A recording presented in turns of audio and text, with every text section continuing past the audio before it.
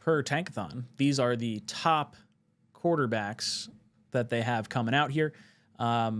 Sanders, Ward, Milroe, Ewers, Nussmeier, Allar, and Beck. I do think Nussmeier could conceivably go back to school. Allar could too, but if he's moving up draft boards, like if he has a good college football playoff, he's coming out 100%. Yeah. There are a couple of players that could go back, and I think like would benefit from going back. There is a like Beck going back. You could convince me it makes sense. You know, because he got hurt. What's his injury status?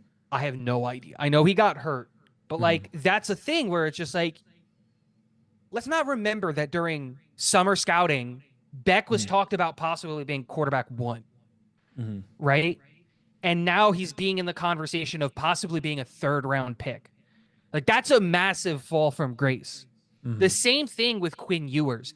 I think Quinn is going to be in a situation where he has to declare because he's not going to start next year. Yeah, because they have Arch, and Arch is going to start, you know? So it's going to be a thing where it's like Texas is going to make the decision to start the Manning, you know, because like Quinn got him to a college football playoff, you know, championship, number 2 seed until they lost to Georgia. Like it was like SEC championship and all those things, but it's also a business. So like Quinn is probably more likely going to declare than not. But like if Nussmeier goes back and fixes some of the things, like he could be a 1st-round pick next year. If Allar goes back, he could be a 1st-round pick next year if he's not this year, you know?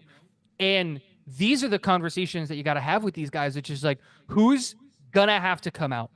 You know, I think Sanders, Ward, Milroe, and Ewers are the only guys that are on this list that are like 100%. They have to come out this year. Like they have to declare. Not they have to, but like it makes less sense for them to go back than it is for them to declare. So they should all declare. But like Nussmeier, Allar, and Beck, they could all go back, and it would make sense if they went back.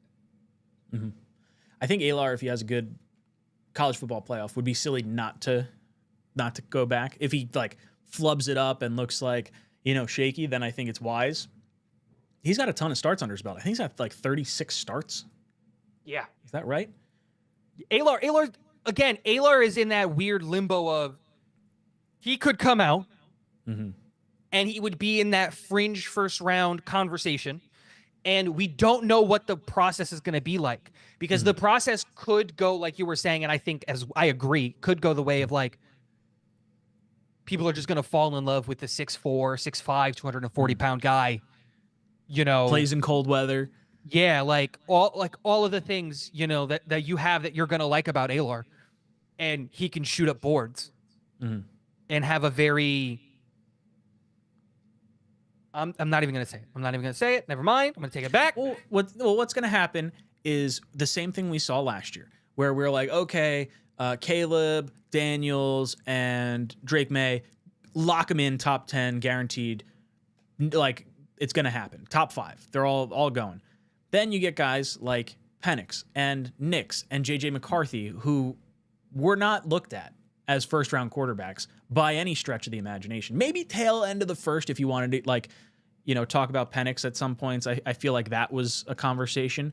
But, like, JJ and Nix screamed up draft boards. And we even thought Nix was an overdrafted pick 12, too. He's looking all right.